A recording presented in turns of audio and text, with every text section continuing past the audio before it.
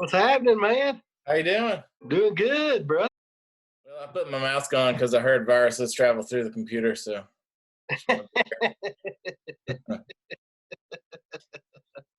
good to see you, uh, man. it's good to see you too. Looking forward to Friday. Yeah, definitely. Just tell everybody who you are and why we should know who you are. Well, first of all, you shouldn't know who I am, but my name is Darren Nicholson, and I'm from Haywood County. I'm a Western North Carolinian, and I play bluegrass and country and Americana music.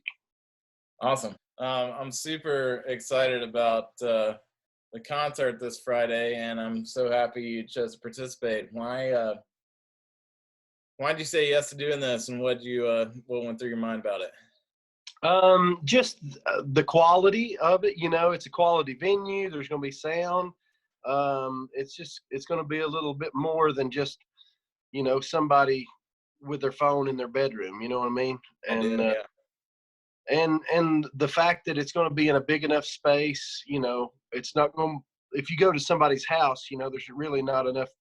You get in the same room, you're really not truly distancing. And Yeah.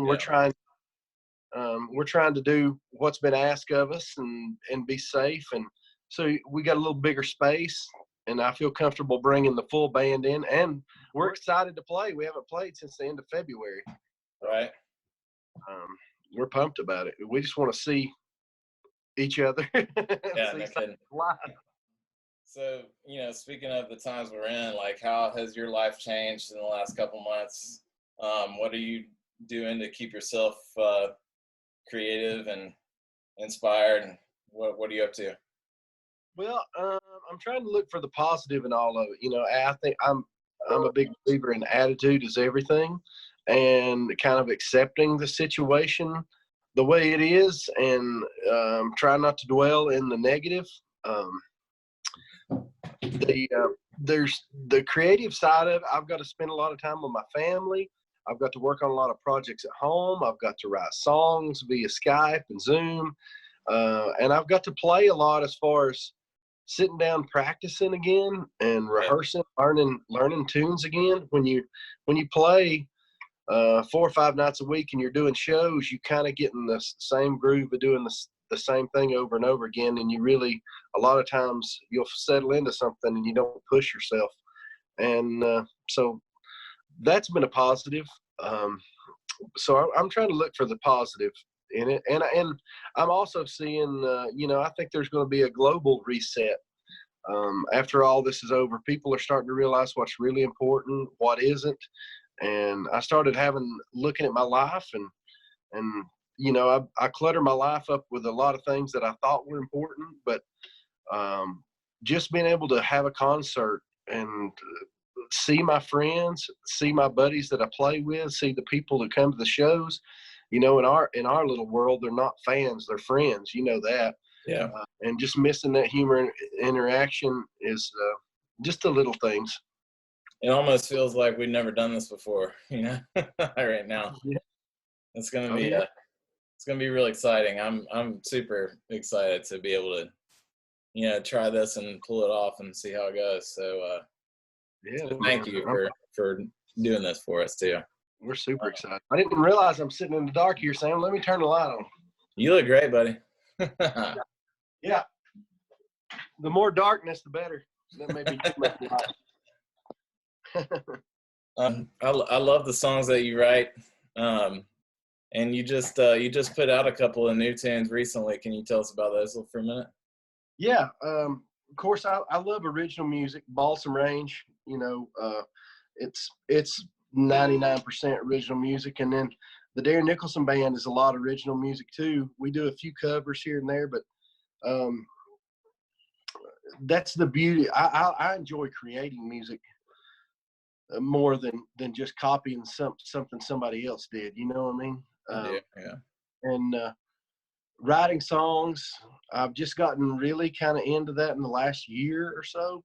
I mean, I've written a handful of songs over the last couple of years, but the last year I kind of feel like I've gotten in a groove with it. And it's just so much fun, just starting out with absolutely nothing and having a finished product in an hour or 2 hours.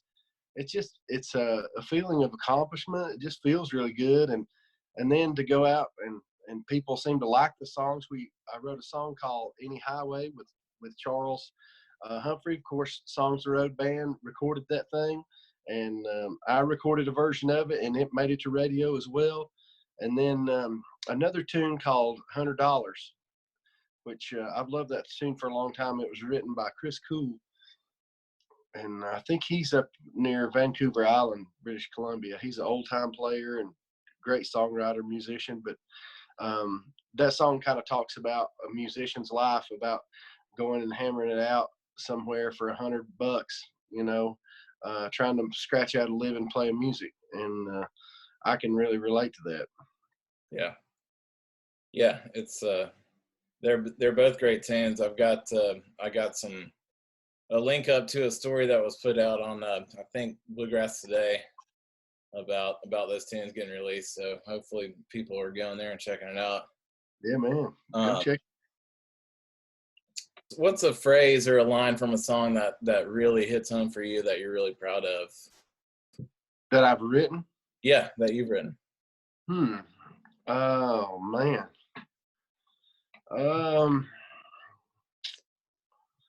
Charles and I just finished a song called All Night Long, and the line is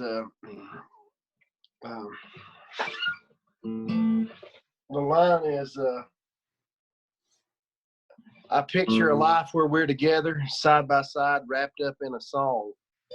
And if you've ever had like an experience, like a falling in love with spirit experience with somebody, where being with that person was just really easy and you really connected through music, that particular line just kind of, that line just seems strong. Charles came up with that particular line, but that's my favorite and one I've written, you know, because, you know, I've spent my whole life traveling music. I feel like my whole life's been wrapped up in a song.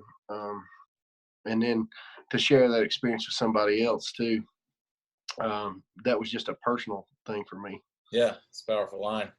I saw a video that you did with your wife recently, and it was just beautiful.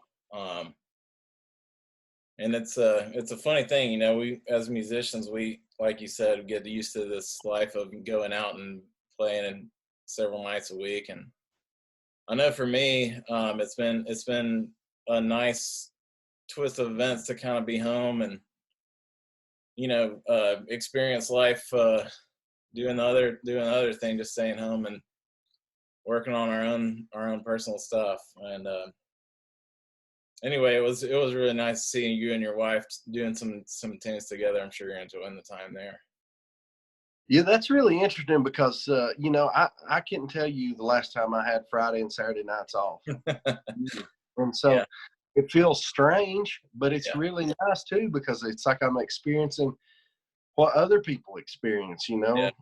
A lot of times you see people who are like, man, I'd love to play music like you. That must be the greatest thing in the world. And there's a lot of parts of that are really lonely and really that are really odd too. You know what I mean? You're working when the hours where everybody else is off.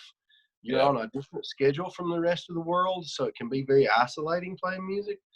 And to be home and to, you know, I'm the other end. It's like, you know, people want, like, I want your job. I want to go play music. And there are times I'm out on the road and I'm tired and I'm like, damn, I'd give anything to be at a Friday night football game, or I wish I could be, you know, just at home sitting on my ass watching TV or something, you know.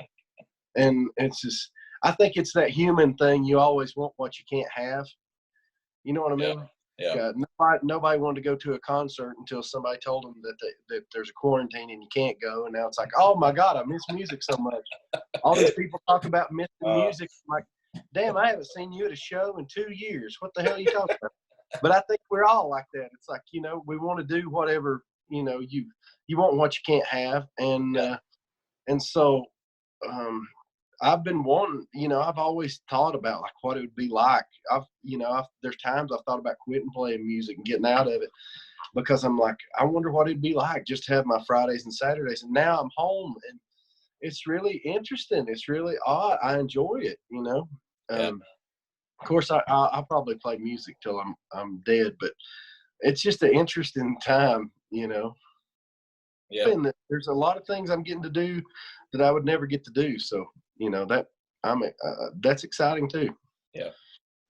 Let me throw you a curveball here. Have you ever killed a snake? Yes. Yeah. Tell me about it. All right. I killed a snake 2 weeks ago, and I didn't mean to. I didn't. I sawed a log in two. I went to get some firewood, and I sawed a log in two, and the snake was in the log, and I cut it in half with a chainsaw. Yeah. And Richard Falk, that plays drums with us, loves snakes. He loves them. He's crazy about them. And so he doesn't ever want us to talk about killing snakes or harming snakes or anything. So, you know, I haven't told Richard about this, but I didn't mean to. It was really odd. I never dreamed that there would be a snake in a log out in the middle of the mountains, but it happened. So that's. But it's been a long time since I killed one. Well, I won't tell Richard about that. So Please. Secret's safe with me. Man, I want more curveballs. Ask me a bunch of odd questions.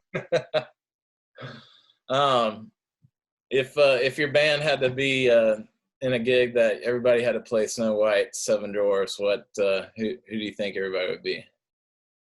I would probably be Grumpy for sure. Richard would be Dopey. Let's see. Griff would be Sleepy. If there was a dwarf that was hungry and sleepy and hungover and starved to death, that was Griff. Multiple personality dwarf. Yeah. and I don't know. I can't even remember what the other ones are. It's been a long time since I watched Snow White. You're a very creative guy, and I love everything you do. So you had a podcast series that you did a little while ago with our buddy Caleb. Yeah, thanks. Yeah, Caleb Hanks. Yeah. And I listened to every one of them. They were great. Can you just like tell us what that was all about? Well, I think that was born out of bullshit.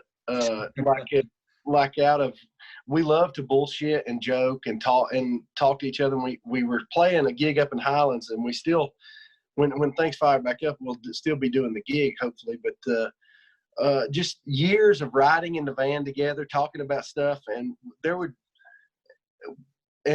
trying to find the funny and everything. And there are a lot of interesting stories, and some of them were funny. Some of it's kind of compelling, you know, some of it's interesting.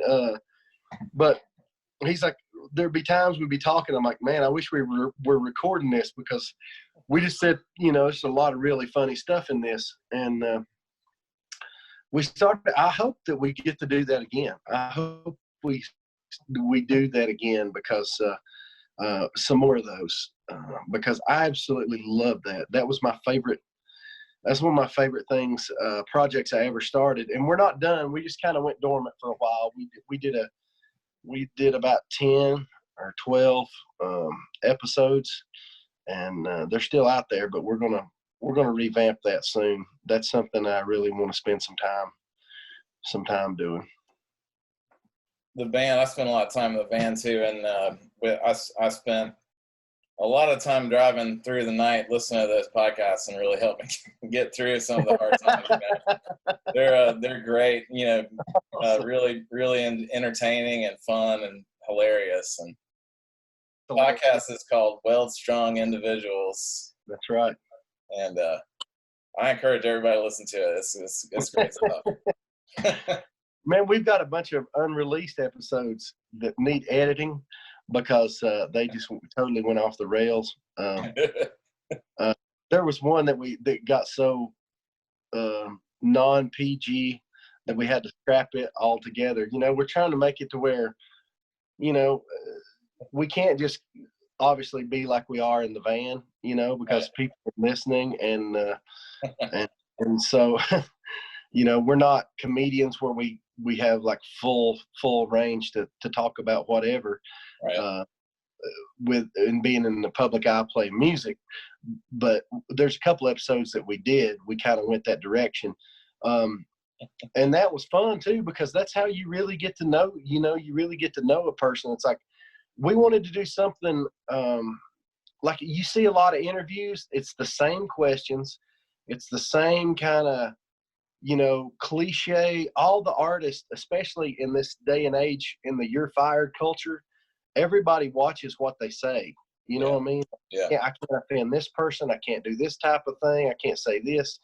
And so you don't ever get to know the person. People are, especially in the entertainment business, a lot of people are afraid to really say how they feel or what's on their mind, because there's this whole fear of we're in this "you're fired" culture. If you say one thing that offends me, I'm going to make sure you lose your job, or you're going down. Not just, okay, I disagree with him, or people aren't happy with that. They take it to these extremes now in the culture that we're in, and so you got to be careful. And what I liked about it is we started talking about things that were real. You know what I mean? Like you really get to know the person. It's not just some bullshit answer that they're given to kind of protect themselves. People, they'll give you answers, but you don't really get to know the person and know the truth. And that's what I was liking about the podcast. And there's a fun one with Bobby Hicks that hasn't been released that we did with the great fiddler Bobby Hicks. And there's some hysterical stuff on that. But obviously we're not going to be able to release all of that, but hopefully we're going to release part of that podcast soon, because it's very entertaining. Well, I look forward to it, and I agree with you, man. It's hard to connect with people on a real level in the music industry sometimes, because it is, like you said. I mean, everybody's worried, everybody's fighting for their dollar and worried about alienating people, or saying the wrong thing that's going to lose fans. And and it is a tough line. It's a tough line because it's a real thing. Well, especially if, like, a lot of the times, like, humor, if you're telling a joke on stage or something, like, if people know that you're trying to be funny, then I don't think they should get upset. You know what I mean? Like, people are like, oh, I don't find that funny. He shouldn't be allowed to even be on stage saying that. You know what I mean? Instead of, they don't take the narrative of, like, they don't look at it like, well, I don't agree with it. I don't like it, but I can see he's trying to be funny. He's not trying to be malicious toward a group of people or thing. You know what I mean? Like, all the common sense is kind of gone out of that. And it does make it hard to be real. People, they say they want to know you. They want you to be honest, and they want you to be yourself. But then when you do, and it goes against any of their ideology, then they bring out the axe to you, and that's why I think music especially is such a great thing to bring people together, unless you start doing like political music, which I've never been a fan of, whether I like Bruce Springsteen or not. It's just like, I don't want to use music as my political platform. And on the opposite end of that is somebody like Ted Nugent. They're both doing the same thing for two different reasons, and I just can't get into it, because it's I just kind of want to leave all the personal agendas out of music. You know what I mean? And I do. And kind of, music is one of the things that can bring us all together without being so divisive. And so I just, that's the beauty of it for me. Yeah, I love that. Well, I'm going to ask you one more question. Everybody wants to know, are you still living in Digger Cleverly's tour van? Is that what everybody wants to know? Everybody wants to know it, yeah. I've been near his van. I admit that I've been near his van, but I'm currently not in his van. Good. All right, buddy. Digger Cleverly's a liar.